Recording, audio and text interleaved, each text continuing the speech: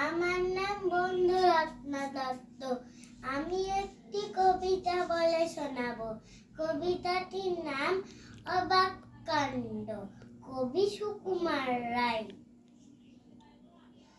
শুনছো দাদা, ওই যে হতায় বুদ্ধি বুড়ো থাকে, সেই নাকি রোজ খাবার সময় হাত দিয়ে ভাত মাখে।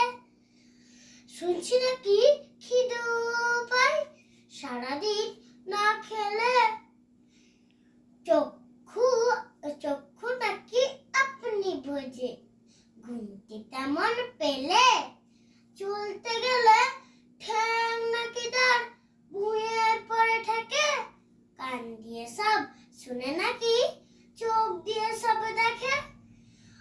সয় নাকি সে মুন্ডটাকে শিওর পানে দিয়ে।